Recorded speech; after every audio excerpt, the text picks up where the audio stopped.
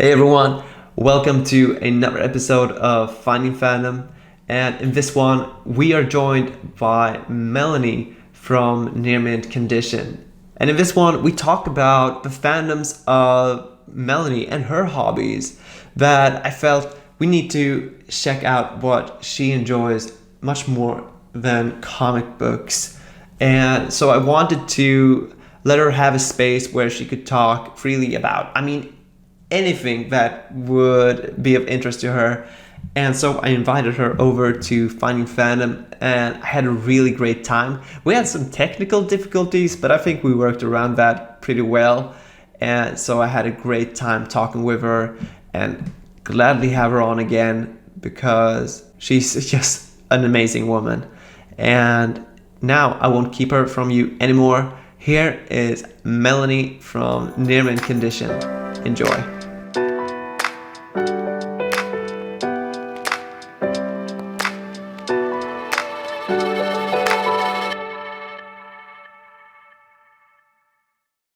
Hey, Melanie. Hello, thank you for having me on. Thank you for doing this with me. How are you? I am fine. I'm so glad this camera's working now. Yeah, a bit of a struggle there, but we get there. That's the important thing. And scheduling with people across the border and across the sea or the ocean, really. I mean, Yeah, you're a trooper because it's past midnight for you. I couldn't do that. yeah. I'm thinking about starting you can play bingo probably with all the different times that I've started my recorded live streams, and I've been up at 4 in the morning, 5 in the morning, 6 in the morning. Wow. But That would be fun. I don't really know what I prefer, really. But yeah, I try to make do whenever I can to be able to meet all of you YouTube comic book creators. Thanks. Yeah, and this, believe it or not, it's episode 8. Oh, sweet. Awesome. And if I'm not miscalculating, because I've done that in the past, but I really do believe that we've done this for almost 2 months straight now. And I'm really enjoying it. And as long as people want to join in and talk about the comic book fandom or any fandom, really, because as you can geek out with pretty much anything could be suggested as a fandom in itself.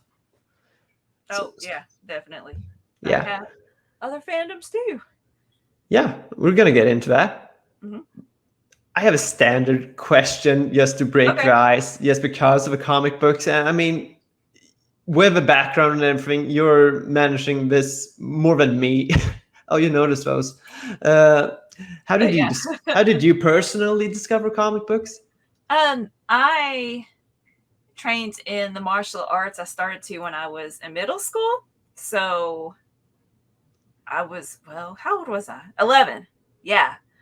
And the dojo was like in the same shopping center as a comic book store.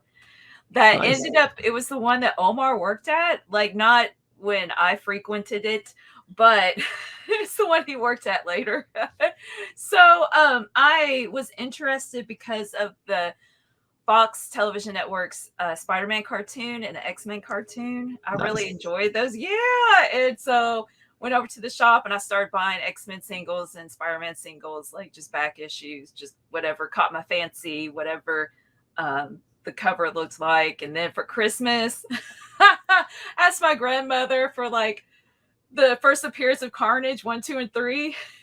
And I was like, just this is what I'm getting. Give me the money. I'll go to the store and buy it. I was thinking, was that easy to just find that even back then? Oh, and you had it hanging up, like, I don't know, not the ceiling itself, but like a section, and all the expensive comics. And I think it was like 15 for one, 30 maybe for the third issue, something like that. Well, today that's a steal for a first appearance of Carnage. Yeah, and with certain like Carnage, it's up. And with certain movies coming out and everything, it's an investment. I would think. So it just made me feel so proud to have, something valuable. And I was collecting cards, and so yeah, it's a lot of fun. I think through like the beginning of high school, I was still shopping there, and then I quit. And got People always quit like mid high school or beginning of high school. It seems like everyone that I ask this. I started playing Japanese RPGs in high school. I guess that took over my attention. And so then I got back into comics. Oh goodness, I don't remember a specific time. I mean, it was before. I mean, we don't have to be stuck in details, but before dating Omar, yeah. Before dating Omar, okay. So he wasn't the influence that brought it back. Remember these? Yeah. So, yeah. Nice. It's always interesting to see everybody's comic book origin, and yeah, I myself, as being brought up in the 90s, I mean, the Batman animated series, and of course yes, yeah, I was thinking that has to be there. If the 90s X-Men and Spider-Man is there, you can't have missed that. That's like my Batman. Yeah, and that's absolutely my own nostalgia, and very much reminiscent of value in that, going back to it.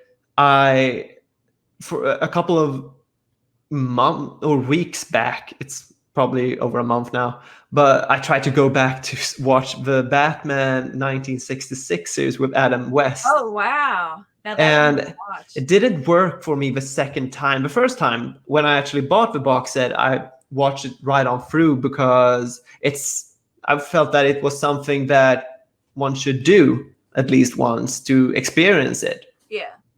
So when it's new for you, it still holds fresh. But for a second time, I felt that I just couldn't push through over 120 something episodes, because it wasn't my personal nostalgia in it. I mean, that takes you pretty far when it comes to re-enjoyment of all of those series. Oh yeah, definitely. Yeah, definitely rewatched Batman from the Bruce Timm verse and Spider-Man the most out of that. I'll tell you something that doesn't lose quality for me. Yeah. When I rewatch it, is Reboot, this computer animated show from the 90s. It's Canadian. It's the first completely computer animated show. Do you know what I'm talking about? I've never heard of this. And computer animated in the 90s. That sounds scary. Oh, I don't care though. Omar makes fun of it. I mean, yeah, I can see logically how it is bad, right? Because it was groundbreaking at the time, but it did not date well. Of course. But it's the combination of 75% nostalgia, the voice acting, the script. Oh my gosh, it was so good, so silly. It was my kind of humor, right? What was the premise of it? Reboot. Oh, Bob's a Guardian 452, so that's my favorite number. He seriously. He looks humanoid. He lives in the computer with some other sprites. And he is a guardian that when you play a game in the computer, if you win, the user wins, it destroys that part of the computer and they die. So the citizens of mainframe. And there's a virus, megabyte, and hexadecimal. Citizens of mainframe. And yeah, oh my gosh. Yeah, I really love it. I thought about getting a tattoo once of the little icon. I wouldn't get on my chest, I get on my ankle, but they wear it here. You say reboot, and then they turn into the characters for the game that you're playing against, and they're trying to beat the user.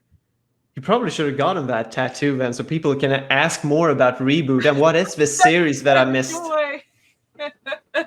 Yeah, it was good. So, what more have we missed from Canada? I mean, man, Canada did have some good programming that I'd watch late at night, like on Cartoon Network. Yeah. Melanie, I know you're a teacher for work in your daytime, and by that I would think that you spur a lot of creative sense of feeling towards your children and everything. I mean, during the day. And when it comes to your free time, uh, I was just wondering what creative roads do you find yourself often to take when it comes to spur your own creative mind? I mean, if it's into the comic book channel itself, or with your children, or any other hobby that you have. Um, let's see. I tend to spend like a few months on one thing and then I kind of move on to the next and then I rotate between what I like to do creatively. Yeah. So I like to write. I haven't done it in a while, not like as a discipline. I haven't. So that's on pause right now. Okay. Yeah. I have like I still have this bulletin board full of like index notes and strings connecting it like a conspiracy theory of this book idea I have. And I found like 50 pages of a book that I wrote for National Novel Writing Month. It's Yeah. like, have you heard of that? No, we don't have here. Oh, I don't think. I'm not in those circuits, but um, I'm sure we have a similar program. it's you for the month of November, you write a whole novel. You write every day, 30 days. Oh, whoa. And I quit, and my excuse is I was pregnant and I didn't feel good. That's that's a good excuse, if any, I think. And I found it and I read it and I'm like, oh, there's some good stuff here. I wrote that? What? Not in terms of plot, just the snippets. That's a really nice feeling about going back to something that you have made years ago, because Yeah. I recently went through my drawings and everything and I was like, I drew this. Oh, good. Yeah. So that's always good, looking back at the creative parts of your life, I think. I like cross stitching, craftsy stuff like perler beads. Have anything to show in the room? I like Yeah. following patterns and making stuff. I like that. I had a like Very 1x1 meter big canvas painting made out of beads. Oh yeah, right. Those are really cool. I've made big ones, but no, not that big. Yeah. And But then my cat ruined it. Oh, I'm sorry. It didn't eat any, did it? No, just climbing up on it and taking down the beads with its claws. Oh. Yeah, that's how it goes. It had a good run. Okay, there you go. If it fits into your minimalist agenda, does it not? I mean, that was before everything. If anything, okay, it was just stressful with this. So we have a metric system here in Sweden. So it's So it's 1 meter times 1 meter for both the length and the width of it. But I mean, that's wide. That's big. And most of the painting was black. It was like this face within the shadows, just coming forward with light on one side of it. Oh, that sounds cool. And thankfully, when he ruined the painting on and off again, it was always the black beads that he took down. So I just bought a bag of black beads so I could glue back on. Yeah. But since I didn't want to do that every day or whenever he got onto it, it was just becoming stress momentum. I have to get rid of this because this is just stressing me out. Yeah. Having to worry about that. Oh. I'd say so. Just one more answer for that is Absolutely. Definitely the channel. Of course. Really enjoy making videos and learning how to edit and just playing around, being goofy. Taking a break for a little bit because just with a full-time job. Yeah. Right. And I totally get you. Right. Yeah. And I'm trying to work behind the scenes to help the channel grow and stuff like that. I need to take a step back for a while, making content. But that's good So, because it gives you time to reflect. And unlike for you, if I would stand back just to relax and reflect, my channel won't keep on going because you have your husband that keeps on the content with everything. So you have much more room to actually figure out what videos do I want to make? What can I do to bring value to this channel? that's a really good point. Thanks. I mean, that's what I'm trying to do, but I like the way you put it. It's the truth. Like it's a really it's a positive for me. I get to kind of chill, take a chill approach because it's not Yeah. my full-time job. Exactly. So I think everybody would like that in some way or form, or at least have help, whether if it's the filming or if it's the editing, or if it's just maybe scripting up a good video with a good message. Because yeah, like you said, with my minimalist agenda and everything, I try to make more content now that I can stand for, that is not only promoting comic books in each and every video, but also a thought and a question on how you could manage this comic book hobby of ours. Mm-hmm. Yeah. And it just popped in my head. I love your term minimalist agenda. The combination of those two words, yeah, right there. How minimalist is such a as the connotation of being like just neutral. And then agenda is like this loaded word, and I like the juxtaposition of it. And I figured I'd use agenda here because it's just with the interviews and everything that I do for Finding Fandom, it's my approach to with. I think I showed you this material actually, and I haven't shown anyone on watching the channel right now, but it is with Comic-Con and everything shutting down because of the pandemic. Of course, it had to, and with that, people staying at home, of course, because what else can we do? And then we see sales of graphic novels and comic books quadruple in sales. So instead of connecting with other people, we let the material stuff take place instead. And I don't think that it's just as fulfilling as actually connect with other comic book collectors or other fans of the comic book community. And with that, I started Finding Fandom to try and find different YouTube comic book creators to see what their fandom really is. And if it's not just me and a cynical mind of thinking that people admire the material stuff more so than the community. And I've been proven wrong every time.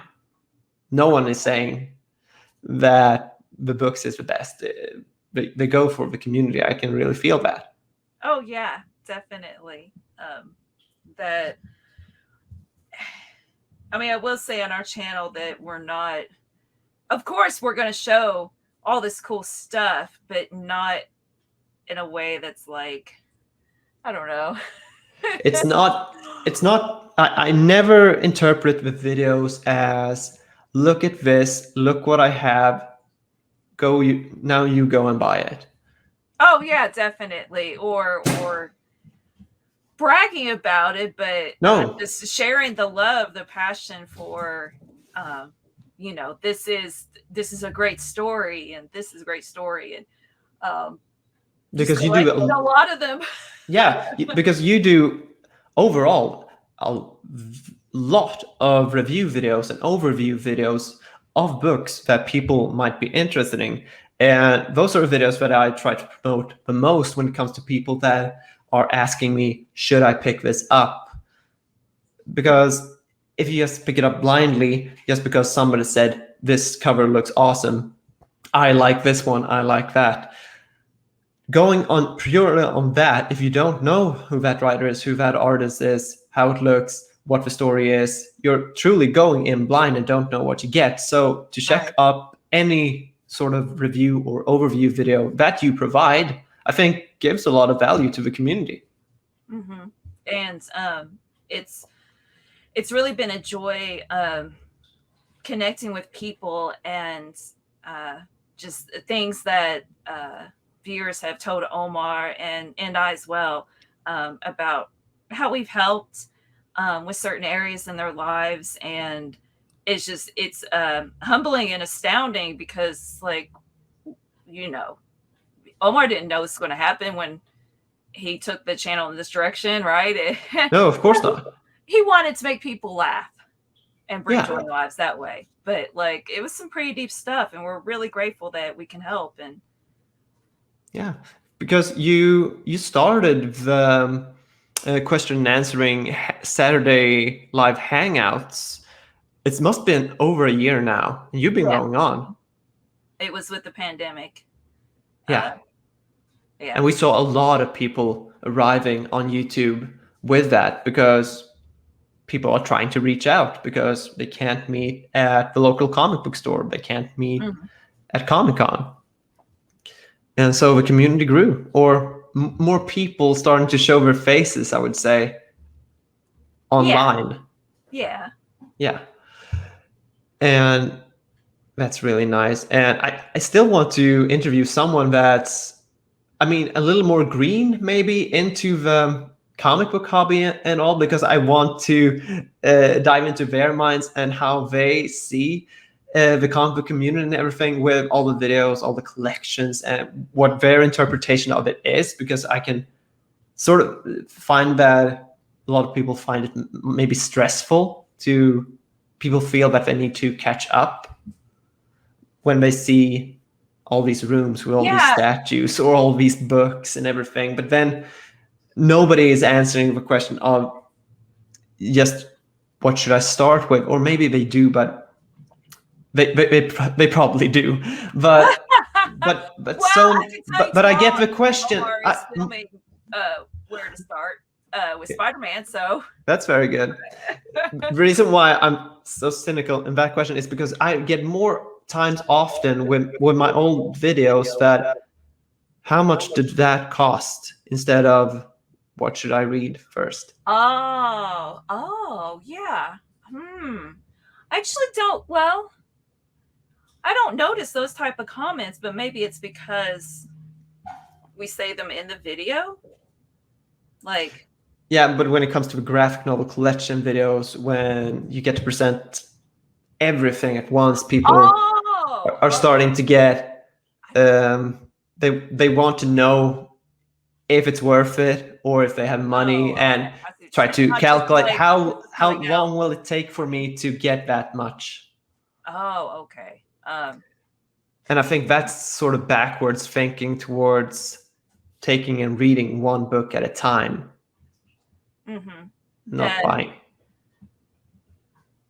I agree that it's a healthier take on collecting, to enjoy the story rather than amass for the sake of amassing. Like, I own this, and this. I mean, well, that's my opinion, right? That it's a healthier mindset to that's why we're here. I want to hear your opinion on this. Okay, just to enjoy what's actually in them. That's okay. Here's the part you could cut, because I don't know what I was going to say. No, it's okay. Okay. I'll mark the time. D2. Yes, but let's see. The question we were on with collecting everything. Oh yeah, enjoy it. What's actually in it, not just amassing for the sake of having a bunch of stuff. I think you get more out of it that way. Yeah, definitely. That more satisfying. Absolutely. And going back a bit to all of your different hobbies and everything, because you said you paused and now it's probably YouTube that's taken up your creative time. And this week it's a puzzle. Puzzling. I'm not Great. good at puzzles, but I got a Spider-Man puzzle, and I'm like, I'm going to do it. Yeah, I have. It's like my space, the craft room. It's like the smallest room in the house. Yeah. It's okay. And I recently made a video about this. Actually, it's quite old now, but still, it was about hobbies and priorities around and what actually gets done, because it's just, like you said, it's so much on the plate that you just don't have time for it all. And I'm just stressing myself out really by making those videos, because if I'm not talking about selling your stuff, I'm probably talking about you not having enough time to do everything that you want. Well, okay, the thought just popped in my head that, yeah, there's things in my craft room that I'm like, oh, I want to go back to cross stitch, but that takes so much time, and stuff like that. But instead, I can view it for what it really is. This is my space in the house, my craft room. And of course I want the girls in Omar to come in, but right, it's stuff that's just me. Yeah. And I can go in, take a nap under the table on the yoga mat like a cat, because for some reason that's enjoyable. I could read in a chair or sit at this little desk to do whatever that day, and listen to my vinyls. It's what I need for downtime. So Sounds like the most chill down room. yes. Random stuff on the wall. So I will see it for what it really is. It's just this time.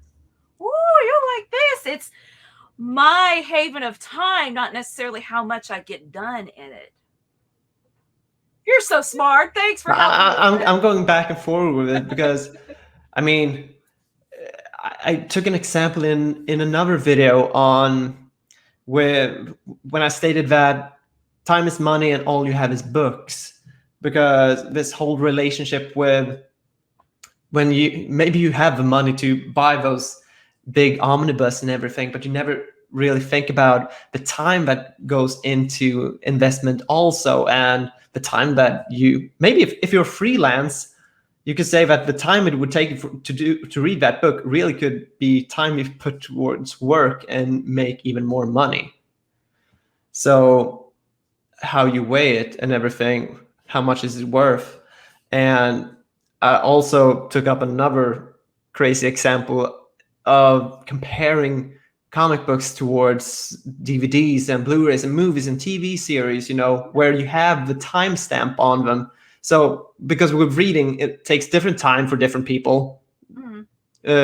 People with dyslexia can take more time with their books, and other people are fast readers, and then the ones in the middle that take just casual time with their books. But what if our omnibus also had printed time behind them on this? How much the average person would take to finish off this reading? Just like with any TV series, that, oh no, I can't go into that. That's 8 seasons. And no, I can't buy that book. It's 1,500 pages. Would they argue the same if it also said the time on it that you have to invest on it to read it? Because if you could have just this big, huge graphical collection, and on top of it, it says this is 200,000 hours of material. Oh, wow. I mean, if That's an you're interesting way of looking at it. Yeah, but I was just wondering if would it affect people in their purchasing of stuff? Because I know people think like that when it comes to TV shows, and just, no, that's too much. I don't have time to watch that. But people never question, I don't have time to read that. Yes. Especially with comics being such a collector's item as opposed to, I guess, just regular prose, which people collect those too. Yeah, of course. My mom collects Agatha Christie novels.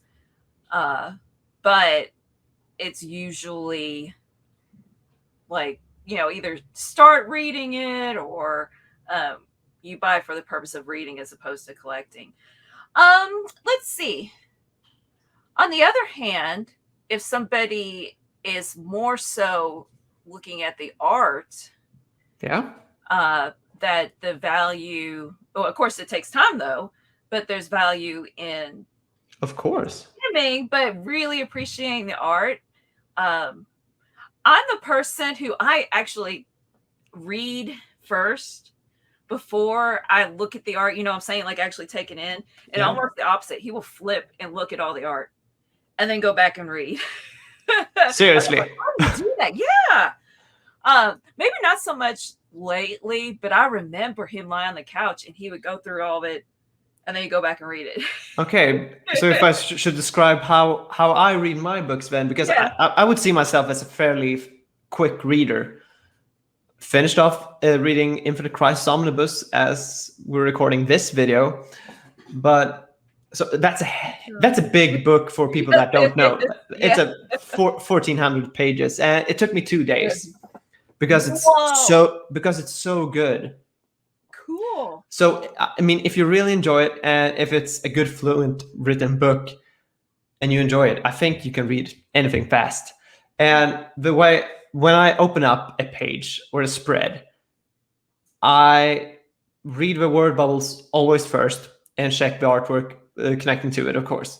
But I only check it as fast as the word bubble takes time to read. I mean, so I never stay any extra time just to admire the artwork unless there's a splash page, because that is the meaning of the splash page. It's supposed to make you pause for a bit to explore. Not as much with the normal panel work, but of course there are comic books also that has a lot of detailing and messaging within each and every panel. I'm talking Watchmen and other stuff. And so that's how I think that I can get through a book fairly quickly. But of course, people do it different ways. People, like you said, they maybe get more value out of just the artwork. Maybe they trace the artwork, try to learn something from their favorite artists buying these books. Or maybe they just like to skim through it, enjoy it, and then read it in their own pace. I noticed when I do review videos, looking at the art through the camera lens or looking at the art when I'm editing the video, like it clicks better for me, and I don't know why. Like how can I explain this? Does it look better on your review footage than in real life? And I'm like, why does it? Maybe not necessarily like quality of like colors or clearness or whatever. It's the like it just clicks in my brain better, and I'm like, wow, that's a really good piece of art that I didn't talk about. How did I miss that? How did I miss it? You start to analyze it in a different way, because now it's freeze frame for a second and you get to look at it. And but if I hold the book, it's the same, isn't it?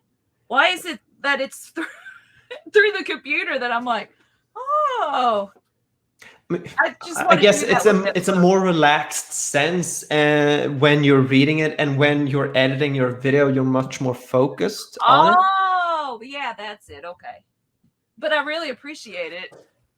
I'm like, oh wow, that's really yeah, and that's a good thing about rereads. You get to discover new things also each and every time. That's true. And that's what I try to achieve with my collection. I'm trying to reread every single book. And with each book that I buy, I think I sell 2. And it's still this catching up game. And I don't think that every collector is doing it like I do. I'm trying to be more of an essentialist more so than a completionist. Mm-hmm. Because your husband, Omar, has said that you need the lows to have the highs. In order to, you have to read some of the bad ones in order to have the good runs. Yeah, I think I agree, but I don't like it. Which I guess is the whole point. Yeah, and I guess he is talking about X-Men because he has pretty much everything that has been collected in collected editions of it, because he's such a huge fan of it. And I'm a huge fan of Amazing Spider-Man and Batman. Having finished off an Amazing Spider-Man run, I saw some books that I find that, okay, I don't have to reread this. It didn't add anything to it. It's not necessarily there for me to enjoy what comes before or after. That's what I'm trying to figure out with my reading marathons, because I feel, even though that I have books that are unread, unopened, and waiting for me in a reading pile of like 10 books right now, 10, 12 maybe. Those collect materials that I've read before in different formats, and some of them has all new material. But since I still read every month more books than I haul, I know that I'll get to them and that I'll finally be caught up. But as long as you buy more books than you have time to read in your month, I think you'll never catch up if you feel that you have to read your new books before going back to old ones. And that's something I want to bring to the community to, reread your books and take value in those, because you earn your money twice if you read your book twice, I would say. And for me, I have a horrible memory. So yeah, worse with comics. It's like reading it for the first time. I mean, sometimes something will click. I'll be like, oh yeah, I remember that now. And it's really odd that I guess, I don't know, as an English teacher, my memory of comics is so horrible. That's the stereotypical, like, hey, somebody has trouble reading, help them with images so that they can remember what's going on. But it doesn't work for me. I still think that's good, because then you can enjoy every reread like it's your first read. And there's so many books that I wish that I could read again for the first time, and I think everybody has that. And still, I think I've been doing this for almost 10 years now, collecting in different formats, and some of the things I've only read once, and some of the things I've read twice, and that's, I mean, every 5 years, I think, you should. That's a good goal, I think, if you can circle around your collection at least every 5 years. And I really tried to circle around my collection in 2 years, take some work for that. The way you describe that, take that and compact the time period to like every month, and that's me in music. Yeah, like I don't like anything new. I wish that's not patient. I don't give it the time. I listen to the same stuff over and over, like my whole life. It feels like. Yeah, but I'm like that too. I mean, I think there's certain bands maybe that I check out for new albums and everything, but still, even after listening to that new album, going back to the old ones. Yeah. Which, I mean, for me, I would like to broaden my horizons, because I don't have that much of a range with music, so that's different than what you're talking about, because there are so many stories. Yeah, but that's the same thing. Everybody wants to widen their horizons, even with comic books. I mean, that's why they buy new stuff. Yeah. I'm saying I don't discipline myself to listen to new music. Yeah. I mean, I don't even drive the car silent. I think you can get one new song into your library each day if you want to. Oh, yeah. One new song a week. I had the same type, and now we're totally different topic, talking about habit change and everything. And there was this one guy in a podcast that asked, how many times a week do you think that you can go to the gym? And he asks 3 times. Would you have to cancel any of those times? Maybe I can't do 3 times a week. Okay, 2 times. Maybe. Okay, not maybe. 1 time. Yeah, 1 time. Definitely. I can definitely go to the gym 1 time a week. Okay, that's good. Because if you can definitely do that 1 time a week, you'll go to the gym 52 times per year. And that's 52 more times than nothing. And with that, also encouraging yourself that, damn, I went to the gym this week. I went last week. And you know what? I have time for 1 more session this week. You can do the same thing about music. If you don't put the pressure on, or the same thing with YouTube and everything, I'll upload 1 video this week. I know I can manage that. And instead of just degrading, okay, I can't do 3 videos this week. Damn, I suck. I'll do 2 videos. Okay, that's too much. I can only do 1 video per week. Okay, I suck. I can't hold up anything. So instead of just dropping down, cutting back, because you set such a high goal on your new habit change, start where you definitely can know that you can manage. And then if you feel that you have time for more, you'll pat yourself on the back and encourage yourself then, instead of just slacking down on yourself, talking down to yourself because you're cutting back on stuff and you promise yourself too much. That is really good advice. And with a husband that makes videos every day on YouTube, I don't think that he can cut back or do so much more. It is his job. Yeah. I was like, I think it would be fun. It would be nice if, I could quit my job and this would be my job and help and stuff like that. That would be cool, but there's no way right now that would work. Right. No, but it's a thought. Yeah. And it's all different approach, because I ask Omar from every now and then when I get the chance, how many videos do you do at a time to have a runway? Because I myself try to practice that with my YouTube channel, having several interviews ready, uploaded, and several ideas in the bank on what videos I can make, so that I actually can sit back and relax and read my books also. Because my priority is that I try to have a video ready before I actually dive into my book, so I know that. So YouTube is practically going first, actually. Yeah, it's I mean, he's making. Sometimes he's filming 2 videos a day. I mean, he does lots of lives, right? Sometimes 3.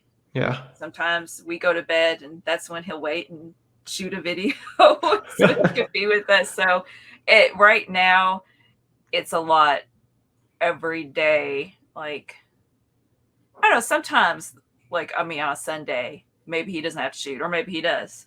Like, if it's something time sensitive. Yeah. So I'm trying to help him with time management. That's really important. Just like you were saying, with and also time management, so that you can enjoy what you're doing, enjoy it more than being stressed. Yeah. And this is really the question that surrounds the subject. How have the evolution of a near-mint condition looked from your perspective? Because this channel has been here for a very long time now. Mm-hmm. And I mean, how did it look in the beginning? Because it was always set in your basement home, right? Yeah, like where I'm sitting right now. Yeah. Except they were facing this away, and there was a table right here. So yeah, it would. Omar started the channel to hang out with his friends, like to give a reason, right, to see each other more. As they got older, and it wasn't like more responsibilities, and it wasn't like, hey, let's go eat out every Tuesday. So start the channel once a month, film 4 episodes, and have them, smart. yeah, just all in one night, and use those for the month. It was like once a week, a video. So sometimes I would do McDonald's runs. I didn't join in because I wasn't really confident in holding a conversation, and also a lot of stuff I just didn't know. So then with the pandemic, that they couldn't come over anymore, and Omar was already like making some comic videos, so it kind of I'm remember the time frame, but it bled into Omar really making this practically a full-time job. And then he was let go from his job. They did cutbacks, so he didn't do anything. It wasn't no, we know. And so he had tons of time to work on it, and then finally in January decided this could be our revenue. So more recently, though, it's really cool to have the girls involved.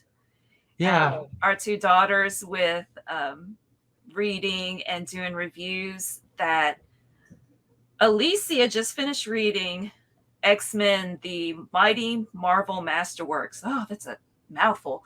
Yeah. That I think we're going to film it tomorrow. Okay. And so the spoiler, I didn't like it. I did not. You got it here, folks. You've probably already seen the video, but now here you have the honest opinion after that video has been posted. Oh no, yeah, that's what I'm going to say. I'm so proud of my girls for sticking with it and reading through it, because it's rough, and so it's Silver Age, of course it is. So they will. Well, I want to give it a chance. They will definitely appreciate the good because they read Silver Age. I mean, there's so much to respect and so much to be like, oh man. To ignore because it's the time. Well, or just it's just bad storytelling. Okay, just overall. Okay, I mean the only Silver Age that I've exposed myself to is the Amazing Spider-Man, and that's manageable, I would say to people. But the X-Men, I have not heard good stuff. Anyway. So I'm really proud of them for being on camera. It's, just to develop that skill, for sticking with a reading. Oh, it's so cute. Yeah. So Alicia will be like, I forgot to read the issue today. Like right before going to bed, like it's homework. Yeah. And then she's like, oh, that she's walking out of the house this morning. I forgot to read it. But it's fun work. They must see it like that, otherwise they wouldn't do it. Yeah, no, they don't complain. It's just the oh, I forgot to do it, that kind of thing. So this is a bit of a more time sensitive question because this interview is uploaded so much later, but I recently saw your free comic book day tour video or trip video, and how was that? Because you hit like a dozen comic book shops, if not more. 8. It would have been 9, but one of them was closed because he went to the reptile store. Well, I'm assuming the owner went to a reptile store. A reptile store? Yes, that's what it said on the door. Went to the reptile store, be back in an hour. Because you need new boots. No. So, it was in Cincinnati and the surrounding area, and I mapped out 8 out of the many comic book stores there. And I mean, it was probably 7 hours. I was trying to map it out so that it wasn't like, let's go over to the east and then over to the west and then back. No, of course not. It should be a round trip. But it was a lot of work, and it was a lot of fun to see the different types of comic stores, how they run things, whether they're neat and tidy or whether they just kind of put stuff anywhere. How many out of 8, 9 stores were neat and tidy? Oh, many. All good. All good. One was it wasn't because of free comic book day. You could tell that it was always like this, which I mean, some people like it.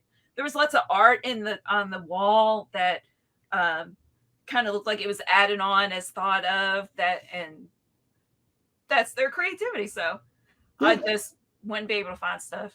Maybe they wanted to create the atmosphere that was the young teenager that was collecting comic books. Yeah. Or the atmosphere of our basement, if you could see behind the camera. But I know the girls enjoyed it, and we went to the zoo the next day. We made a weekend out of it, and we didn't go through the whole zoo because we were so tired. We had hit highlights, and we were like, okay, we're done. Well, after 5 to 6 hours ride already in the car, I can't believe that you're tired.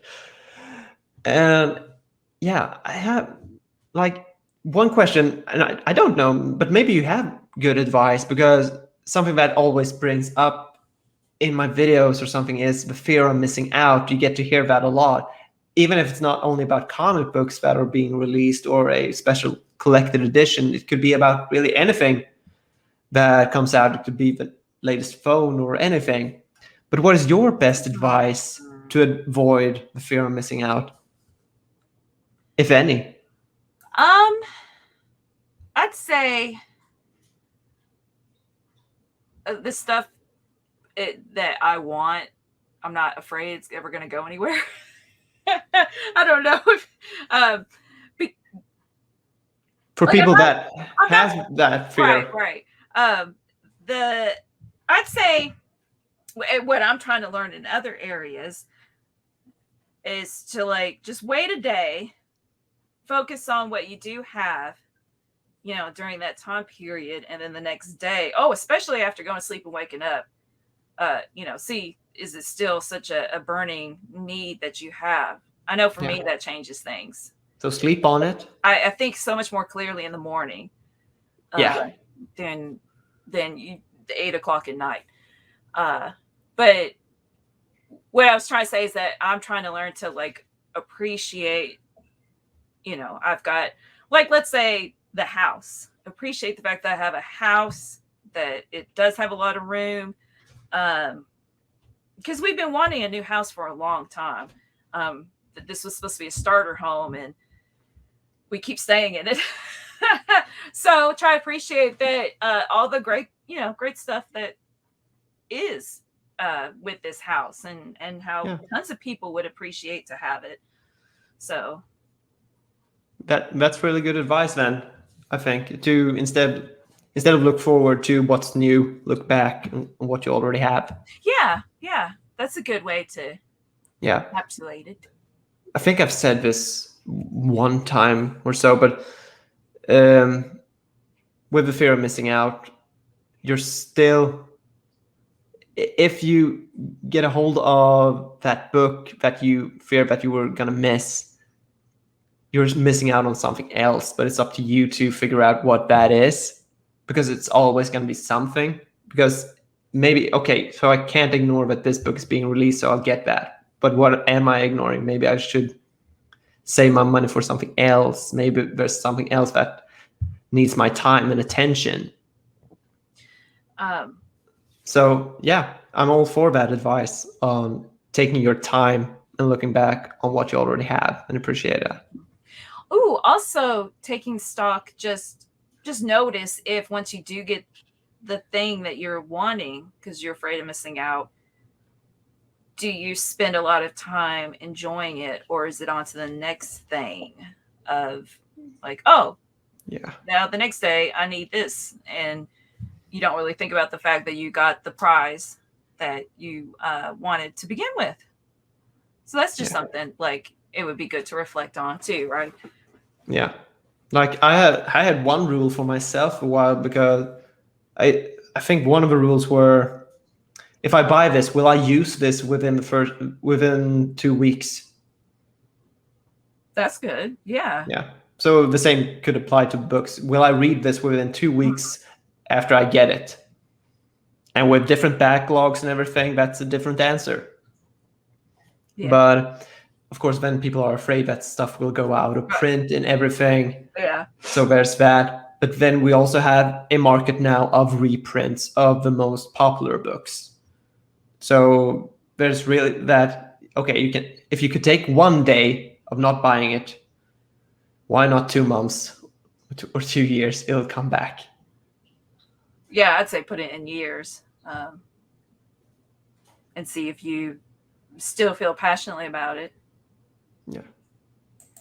Yeah, that's something to consider to help if you're having difficulty with it. Yeah. And I think a lot of people do, because a lot of people come out with it whenever I put the fear of missing out in another perspective. I try different stuff for it. And yeah, I have one or two more standard questions here, just quick questions. Sure, yeah. And really surrounding the name Finding Fandom, how would you describe your own comic book fandom? What do you enjoy about it and everything? What do you appreciate about it? It's immersive. That's a new word. Yeah. Like falling in love with Spider-Man when I was a kid. Well, okay, a crush. I wouldn't say love. If you were real, I wouldn't marry him. A crush. You mentioned this. We were supposed to have a whole chat about just this. Oh, because I do have a character that I would marry. Omar knows. Anyway, Um, Okay. okay, so yeah, just okay. So for a character having a crush on, like reading Spider-Man, um, besides action and how gorgeous it is with the fights, just having that type of immersion, as opposed to like reading a Batman story where I'm immersed because I'm trying to figure out what's going on and it's making me think, with the mystery and such, or just it's usually I don't know, compared to at least the Flash stories I've read, it's more complicated to me. Yeah, I mean, I haven't read a ton of Flash, but I'm just an example that popped in my head. And Flash was fun. His villains are really fun. I Okay, think so too. yeah, his rogues gallery. Really colorful. Yes, yes, that, and it's just like with all types of reading, that human connection. The what I do miss about teaching high school English is the inviting students to be part of the human to be part of the, no inviting student. I'm gonna make this poetic. Inviting students to reflect upon the human condition. There we go. That like Nicely reading said. Daredevil. Thank you. Like reading Daredevil, Chip Zdarsky. That just hitting upon those themes that everybody can connect to, and it doesn't make you feel as lonely because you're like, oh, somebody else has experienced what it means to be human. Um, yeah, that's why I read comics. Of course, the art, but for me, it's not as important because, like I mentioned earlier, that um, I don't seem to see all of the artwork. Like Pross doesn't really take it in unless it's on a screen, and I'm like, oh yeah, uh, I appreciate it and I like it, but it's way more the story for me. I really like that. It's nice that I can get a new word out of every person that I have here. Immersive. Yeah. And yeah, just one more question. It should be an easy one. Where can people Have find you you? found you? Oh, sweet. Near mint condition. The channel and on Facebook. Near mint condition. Oh goodness, I don't know the handles. Instagram, near mint con. You're asking social media stuff. I don't know how to tweet. Yeah, everything will be linked down below. I'll make sure of it. Thank you. Uh, but doing either solo videos on Near Mint or with our kids or Saturday live chats, it's a lot of fun. Yeah. Building a So, positive, honest community where you can lay claim to some comic book knowledge. It's my stamp of approval. there we have it. Thank you, Melanie, so much for doing this with me, trying to find Yeah, thank fandom. you so much. I'll gladly meet you again, of course, and I'm going to try to get a hold of your husband as well to get an interview with him. Yes, I'll go tell him right now. Oh, good. Then I have it on tape. No, but seriously, thank you so much. This is a lot of fun. Great. And thank you, all of you that have been watching this interview. I've had a lot of fun. And yeah, just thank you so much for watching. See you all in another video. Bye.